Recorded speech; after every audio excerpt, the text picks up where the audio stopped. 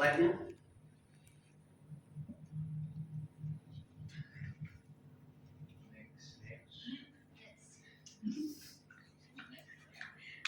Bapak Ibu, kenaikan Yesus ke surga disertai dengan janji dan apa? Dan perintah kepada para murid. Jadi sebelum Yesus naik ke surga, Bapak Ibu, Yesus memberikan janji. Janjinya apa? Bahwa kalau Roh Kudus dicurahkan, maka kamu akan menerima apa? Kuasa. Dan kamu akan menjadi saksi. Jadi janji pencurahan Roh Kudus itu, Bapak Ibu, itu sebagai janji yang diberikan oleh Yesus sebelum naik ke surga. Dan janji itu, Bapak Ibu, dipenuhi pada hari raya apa? Pentakosta. Jadi Kisah Rasul pasal 2 jelas itu, Bapak Ibu, bagaimana Roh Kudus dicurahkan. Dan kita peringati hari ini sebagai apa? Hari Pentakosta, pencurahan Roh Kudus atas para rasul. Dan itu sudah digenapi, Bapak Ibu. Saya percaya, Bapak Ibu, setiap orang percaya bisa mengalami pengalaman ini, yaitu pengalaman dicurahkan atau mengalami pencurahan Roh Kudus. Amin. Amin. Karena dia Allah yang hidup, Allah yang tetap bekerja. Jadi janji ini bukan saja disediakan atau sudah terjadi pada saat itu, tapi juga janji ini bisa kita alami dalam kita mengikut Tuhan. Ada perintah, Bapak Ibu. Perintah apa? Perintah tentang amanat agung. Sebelum Yesus naik ke surga, dia memberikan perintah bahwa kamu harus apa? Memberitakan Injil. Perintah untuk menjadi saksi. Itu dalam Injil Matius 28 ayat 19, beritakanlah Injil. Jadi Bapak Ibu, perintah ini sudah dikerjakan, sudah dilaksanakan oleh para murid setelah pencurahan Roh Kudus. Maka para murid, Bapak Ibu, benar-benar mereka menjadi saksi yang efektif. Luar biasa Tuhan bekerja melalui para rasul itu. Bayangkan Bapak Ibu, Petrus itu kan latar belakang cuma penangkap ikan. Dia bukan sekolah teologi, enggak. Dia hanya orang biasa, tapi dipanggil Tuhan, dibentuk Tuhan. Tuhan bilang, kamu akan menjadikan apa? Penjala manusia. Kamu penjala ikan. Bapak Ibu ada di sini yang dulu pernah jadi penjala ikan? Siapa yang hobi mancing? Ada yang hobi mancing, Bapak Ibu? Kalau hobi mancing itu bagi saya itu hebat. Karena apa?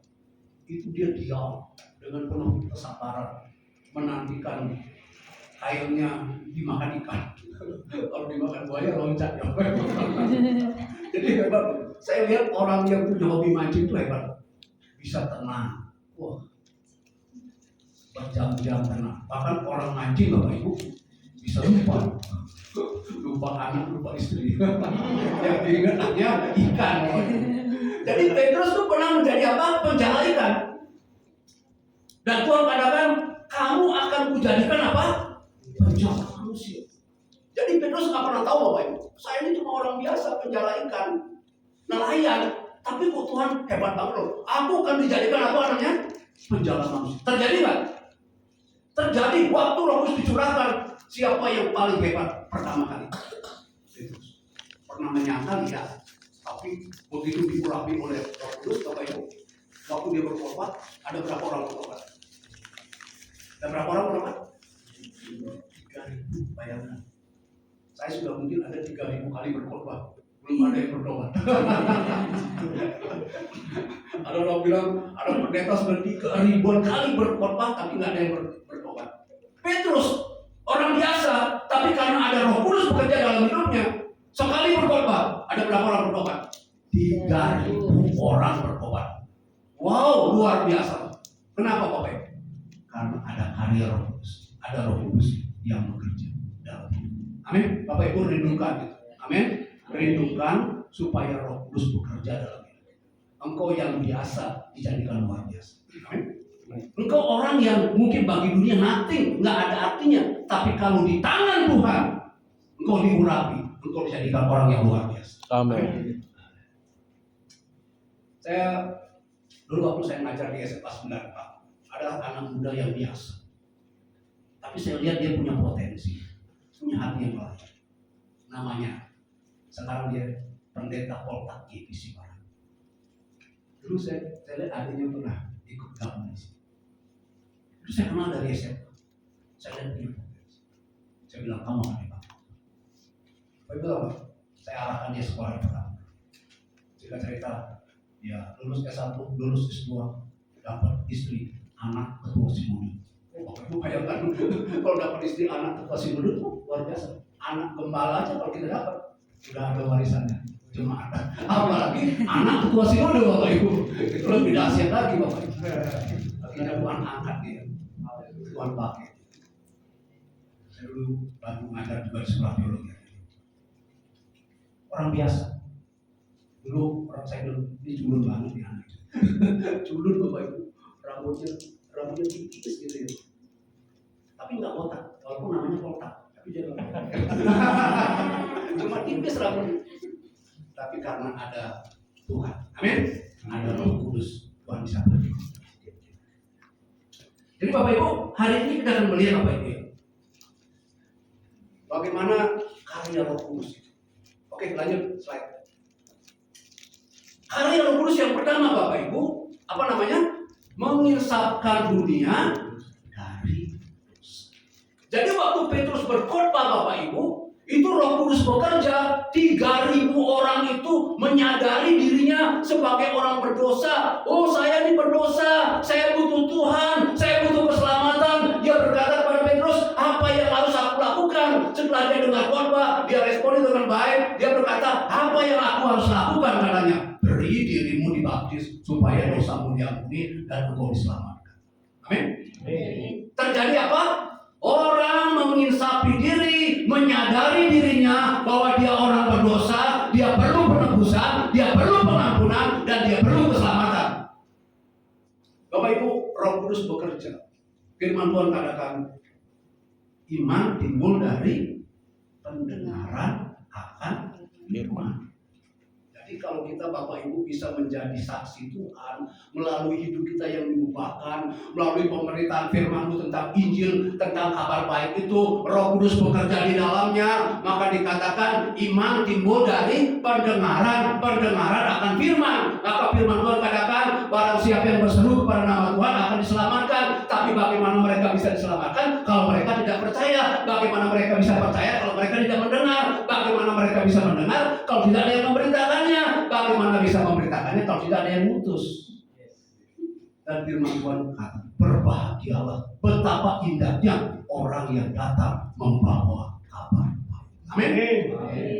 Jadi Bapak Ibu, kita bisa dipakai oleh Tuhan untuk membawa orang percaya kepada Yesus, karena memang Roh Kudus bekerja untuk apa? Menginsafkan dunia dari dosa. Roh Kudus bisa bekerja sendiri nggak? Bisa. Tanpa kita bisa, tapi kita mengucap syukur kita dipakai oleh Tuhan. Amin. Kita dipakai menjadi kawan sekerjanya. Para rasul, orang yang biasa, dipakai oleh Tuhan menjadi utusan-utusan Tuhan. Rasul artinya Bapak Ibu, mereka yang menyaksikan, yang mengalami kuasa Tuhan, hidup Yesus, pengajaran Yesus, dan mereka diperlengkapi, mereka diutus oleh Tuhan. Untuk apa? Menjadi saksi-saksi Tuhan. Kisah Rasul Bapak Ibu mencatat bagaimana Tuhan bekerja dengan luar biasa, dengan hebatnya memakai orang yang biasa, para rasul. Dulu ada yang pengecut, ada yang takut. Petrus saja Bapak Ibu, waktu Yesus ditangkap, ada emak-emak nanya dia, Om ini kalau lihat dari pakaiannya, dari ngomongnya, ini murid Yesus. Enggak. Siapa yang kamu ngomongin? Aku enggak ngerti apa yang kamu ngomongin. Menyangka. Tapi begitu Roh Kudus bekerja, dia jadi orang pemberani. Amin. Bahkan waktu para murid Bapak Ibu mereka memberitakan Injil, penguasa bilang, no, jangan beritakan nama itu katanya. Dia bilang, apakah aku lebih taat kepada manusia atau kepada Allah? Wow, luar biasa. Amin. Bahkan para rasul Bapak Ibu, banyak mereka martir di dalam pelayanan. Kenapa? Karena ada kuasa Roh Kudus. Bapak Ibu, saya merindukan Bapak Ibu supaya karya Roh Kudus itu nyata dalam hidup kita. Amin. Melalui hidup kita banyak orang disadarkan akan hidupnya, menyadari dia perlu Tuhan, dia perlu keselamatan, dan kita boleh menjadi saksi untuk memberitakan kabar baik supaya Amin. Amin. Bapak Ibu, ayat ini Yohanes 16 ayat 8. Dan kalau ia datang, ia akan apa? Menginsafkan dunia akan dosa, kebenaran, dan pengadilan. Bapak Ibu, Roh Kudus bekerja dengan kita yang percaya. Amin. Supaya kita menjadi saksi Tuhan. Waktu Injil diberitakan, waktu kita menjadi saksi, Roh Kudus bekerja. Banyak orang diinsafkan datang kepada Tuhan. Amin. Ada jiwa-jiwa yang berusaha, kita berdoa, Tuhan berkati orang tuaku, berkati saudaraku yang belum kenal Tuhan. Kamu kalau Roh Kudus bekerja nanti menjawab. Banyak orang Bapak Ibu, amin, yang belum percaya, didoakan terus, diinjili terus Bapak Ibu. Firman yang kita sampaikan tidak pernah kembali dengan sia-sia. Amin. Mungkin engkau tidak melihat saat itu, mungkin generasi berikutnya. Amin. Saya bersyukur dari 8 bersaudara sudah 6 yang ikut Yesus. 2 jadi pendeta, 1 jadi gembala. Saya belum gembala. Adik saya belum gembala. Pak Gembala sudah kenal. Adik saya juga namanya Ketut, tapi dia Ketut Suarcana, saya Ketut Sukra. Jadi pernah ada gereja, Bapak Ibu, nggak tahu kenapa, dua-duanya saya diundang Bapak. Adik saya juga diundang, saya diundang dalam ibadah yang sama. Bayangin Bapak Ibu, ibadah yang sama, ada Bapak, sama-sama Ketut. Saya datang duluan, tiba-tiba adik saya datang diterusin. Adik saya datang Bapak Ibu, saya datang duluan, adik saya datang. Saya tanya, emang kamu diundang? Ya aku juga diundang. Waduh, saya juga diundang. Siapa yang khotbah? Emang pakai undi Bapak Ibu? Ya saya sebagai kakak Bapak Ibu, saya kalah. Dia kamu aja yang khotbah. Jadi lucu Bapak Ibu. Dari 8 bersaudara, 6 sudah jadi orang Kristen. 2 yang belum. Yang 1 pendeta Hindu. Wah ini doanya harus kenceng Bapak. Pendeta mau menyelamatkan pendeta. Pendeta Kristen atau pendeta Hindu kan? Tinggal kuat-kuatan Roh Kudus atau Roh Sana. Tapi saya percaya kalau orang sampai bisa mengaku Yesus adalah Tuhan, itu karena karya Roh Kudus. Amin. Nggak mungkin dengan kekuatan kita. Saya hanya berdoa buat ibu saya supaya dia kenal Tuhan. Mau diinjilin juga susah Bapak Ibu. Nenek saya mau diinjilin juga susah. Pakai bahasa apa kita nginjilin dia? Saya sederhana aja pakai, Nek mau nggak dibaptis nih? Dia salah mengerti Bapak Ibu. Orang Bali kaki itu namanya baptis. Dia bilang, nenek udah punya baptis katanya. Saya mau baptisan, dia pikirnya, Nek mau nggak dibaptis? Saya bilang itu kan bahasa kerennya kan kita bilang orang udah dibaptis aja kan, gitu. Bahasa sederhananya gitu. Jadi saya jawab, saya udah punya baptis. Saya mau baptisan, dia ngomong kaki, nggak nyambung kan. Tapi kalau Roh Kudus bekerja Bapak Ibu, ibu saya pun nggak tahu kenapa ya, angin dari mana gitu. Tiba-tiba dia bilang, ibu mau ikut ke gereja. Bayangkan Bapak, dan nggak ikut-ikutan. Saya lihat perubahan dalam hidupnya luar biasa. Sampai akhir hidupnya saya bisa melihat, karena dia waktu meninggal saya ada di samping. Bapak Ibu tahu, waktu roh terakhir itu seperti keluar gitu. Dia tersenyum ibu saya. Dan masyarakat bilang begini Bapak Ibu, ibu kamu justru waktu meninggal itu lebih cantik. Wow, luar biasa. Saya percaya karena ada Roh Kudus. Amin. Dia sudah mendapatkan keselamatan. Jadi ini karya Roh Kudus yang pertama Bapak Ibu. Apa? Menginsafkan dunia dari dosa. Dan Roh Kudus juga bekerja dalam hidup kita. Supaya waktu kita ada dosa, ada kesalahan, Roh Kudus pasti ingatkan kita. Amin. Supaya kita bertobat. Kalau tadi itu apa? Tobat awal namanya. Tobat yang pertama dari ilah kepada Allah. Tapi kita kan masih sering juga bisa berdosa. Amin. Martin Luther bilang orang Kristen itu namanya simul iutus et peccator. Artinya apa? Kita orang benar karena Kristus, tapi juga sekaligus masih orang berdosa. Karena kita masih bisa jatuh dalam dosa. Amin. Siapa di sini Bapak Ibu yang sejak dibaptis nggak pernah berdosa lagi? Oh, pikirannya selalu pikiran Kristus. Wah, omongannya selalu firman Tuhan. Oh, terus jalannya lurus, terus nggak pernah menyimpang ke kiri dan ke kanan. Mungkin ada di sini. Kalau ada Bapak Ibu keluar saja. Bapak Ibu tempatnya bukan di sini. Ini gereja, ini ini bengkel yang kita tetap terus diproses. Amin. Amin. Yang terus disempurnakan dari hari ke hari supaya kita menyerupai Kristus. Kalau ada orang yang menganggap dirinya sudah hebat, firman Tuhan, kamu akan jatuh. Makanya kita perlu Roh Kudus. Amin. Mengingatkan kita, saling mengingatkan, bisa gembala, guru jemaat, bisa Tuhan ingatkan kita. Roh Kudus bekerja melalui teman-teman kita, diingatkan, lu jangan terlalu begadang terus, nanti lu sakit. Itu juga dari Tuhan. Amin. Kadang-kadang Bapak Ibu, bapak-bapak ya, kalau kau diingatkan oleh istrimu, mungkin juga istrimu itu suara Tuhan. Mungkin juga. Walaupun karena saya pakai bahasa mungkin, berarti bisa juga enggak kan? Bisa suara Tuhan, bisa suara setan. Ada seorang ibu, Bapak Ibu, dia sampai capek lah mengingatkan suaminya, udahlah kamu berhenti merokok. Kadang suaminya bilang udahlah, nggak usah bawel, katanya. Gua juga nggak minta duit dari kamu. Tapi begitu suaminya Bapak Ibu ada di meja operasi, Tuhan rupanya selama ini sudah menegur dia melalui istri, tapi dia nggak sadar. Di meja operasi Bapak Ibu, ketika dadanya dibelah, lihat dada. Kadang-kadang kan ada laki-laki, wah saking cintanya dengan istrinya, lihat dada. Hanya ada namamu. Itu dadanya dibelah, Bapak Ibu tahu ya? Jantungnya bypass, dada dibelah. Bapak Ibu, kalau yang begini-begini nih nggak usah dipotpain juga dipertobat, nggak usah dipotpain. Selesai operasi Bapak Ibu, obat, benar-benar bertobat. Bukan tobat, kalau tobat itu tobat kumat lagi. Ini benar-benar bertobat, nggak mau lagi, ngelirik aja nggak mau rokok, apalagi ini.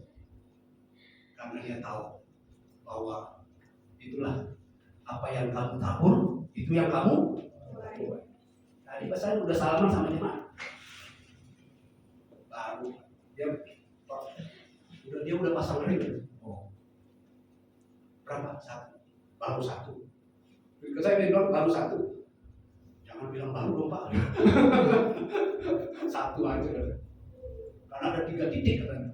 Maaf Bapak Ibu ya, saya tangan agak. Saya 3 minggu yang lalu saya jatuh Bapak Ibu. Jadi ini tulangnya retak, masih proses. Jadi saya agak kurang beres. Bapak Ibu, istrinya ada cerita. Dia lihat rongsennya 3 titik Bapak Ibu. Tiga ring. Suaminya udah langsung shock. Baru lihat 3 titik aja udah shock. Kali 7 titik. 2 titik. Rupanya dia 1 titik aja Bapak Ibu. Rupanya itu rongsen orang lain Bapak Ibu. Yang 3 titik. Baru ketipu rongsen aja dia udah ketakutan Bapak Ibu. Khawatir. Karena pasang ring itu Bapak Ibu, nggak tahu 1 ring berapa. 3 ring. Harusnya kan cincin itu harusnya ada di mana? Di jari. Kalau lo hidupnya lurus, cincin itu di jari. Kalau cincin di mana? Di jantung. Berarti hidupmu menyimpang ke kiri dan ke kanan. Jadi makanya dikasih ring supaya apa? Jalannya lurus Bapak. Jadi kita juga Roh Kudus terus bekerja mengingatkan kita. Amin. Supaya kita menyadari dan kita kembali kepada Tuhan. Itu karya Roh Kudus. Yang kedua Bapak Ibu, Roh Kudus juga apa? Memimpin kita dalam segala kebenaran. Lanjut. Memimpin kita apa? Dalam segala kebenaran. Tetapi apabila ia datang, yaitu Roh Kudus, Roh kebenaran, dia akan memimpin kamu kepada seluruh kebenaran, sebab ia tidak akan berkata-kata dari dirinya sendiri, tetapi segala sesuatu yang didengarnya itulah yang dikatakannya dan yang dia beritakan kepadamu hal-hal yang akan. Bapak Ibu, kita perlu Roh Kudus. Amin. Karena begitu kita percaya Yesus Bapak Ibu, kita perlu mengenal yang namanya pribadi Kristus. Dia berkata, akulah jalan, kebenaran dan hidup. Kita perlu mengenal dia secara pribadi. Dan Alkitab itu Bapak Ibu membimbing kita, menuntun kita. Kalau kita baca, kita renungkan, kita lakukan, kita sedang dibawa oleh Roh Kudus untuk menuju kepada segala kebenaran itu. Siapa? Kristus. Jadi iman kita Bapak Ibu tidak bergantung pada Alkitab. Alkitab itu bukan Tuhan kita. Tuhan kita Kristus. Makanya kalau orang Kristen mengatakan Alkitabnya disobek, Alkitabnya dicaci maki oleh orang lain, malah dibakar. Iman kita tetap aja. Amin. Karena Tuhan kita bukan di Alkitab itu, tapi iman kita kepada pribadi Kristus. Injil itu pribadi, tapi juga Injil itu sudah dituliskan. Amin. Apa yang dikerjakan, dilakukan oleh Yesus, ditulis oleh Injil. Sehingga kalau kita membaca Alkitab Bapak Ibu, kita sedang dituntun oleh Tuhan untuk apa? Menuju kepada kebenaran. Amin. Tuhan akan kasih kerinduan kita. Makanya alamilah yang namanya cinta mula-mula di dalam Tuhan. Kita bergairah baca Alkitab. Kita bergairah merenungkan firman, belajar firman. Jadi jemaat sekarang Bapak Ibu harus jadi jemaat yang pintar. Amin. Amin. Kita ada di zaman yang postmodern. Kita sudah Bapak Ibu mengatakan apa yang Anda pikirkan hari ini, tanya Mbak Google. Tinggal ketik saja, keluar semuanya. Apa itu tulis dua? Ketik aja di sana. Semuanya tersedia. Sekarang Anda tidak perlu bawa Alkitab lagi kemana-mana. Anda cukup punya smartphone. Amin. Download Alkitab di sana. Anda dimanapun, kapanpun Anda bisa membaca Alkitab dan merenungkan Alkitab. Amin. Bahkan kata Bapak Ibu, kalau engkau mungkin hobi di kamar mandi berlama-lama ya. Ada orang Bapak Ibu yang makanya buang air aja pagi-pagi bisa lama gitu. Ya ngapain bengong daripada bengong? Yang tahu boleh nggak baca Alkitab di sini? Mungkin ada bagi orang-orang tertentu nggak boleh kan? Bagi saya Bapak Ibu dimanapun Tuhan hadir, amin. Karena Dia Allah Roh, akan ada waktunya orang datang menyembah Allah dalam roh dan kebenaran. Dulu orang Samaria Bapak Ibu harus ada kiblat. Jadi ayat itu bukan berbicara tentang menyembah dalam bahasa roh, enggak. Allah itu roh. Orang dulu Samaria Bapak Ibu, mereka menyembah di gunung namanya Gerizim. Mereka menyembah di orang Yahudi menyembah di Yerusalem. Yesus bilang akan ada waktunya orang menyembah di dalam roh dan kebenaran. Jadi Tuhan itu tidak dibatasi lagi oleh waktu dan tempat. Dimanapun Anda bisa merenungkan firman, karena Alkitab itulah yang dilengkapi oleh Allah yang membimbing orang menuju kepada segala kebenaran. Bapak Ibu, bagaimana kita bisa bersaksi tentang Tuhan kalau Anda nggak ada yang namanya pengetahuan iman itu? Hanya bilang beriman, tapi kosong. Bapak Ibu, beriman di sini dan di sini. Amin. Amin. Amin. Jadi jangan kita Bapak Ibu jadi orang yang saleh, tapi nggak ada ini jadi kosong ya. Apa-apa berdoa saja. Ditanya sama orang, kenapa Ibu kalau ibadah kok hari Minggu? Kalau saya kan hari Jumat, ada Jumatan, ada Mingguan. Kenapa hari Minggu? Kenapa itu orang Advent hari Sabtu? Bisa jelasin nggak? Saya nggak tahu. Pokoknya saya hari Minggu, dia hari Jumat, itu urusan dia. Agamaku. Wah, Bapak Ibu nggak harus begitu, amin.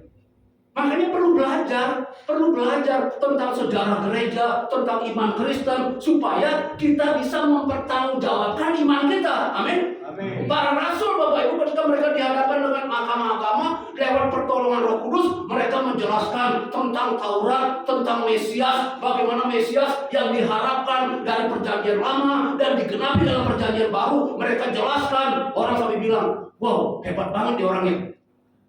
Nggak lulusan teologi loh, nggak sekolah Alkitab loh, nelayan, tapi hikmat Tuhannya kok luar biasa. Amin. Bapak Ibu, saya rindu kita menjadi jemaat yang pintar, amin, pintar tentang hal-hal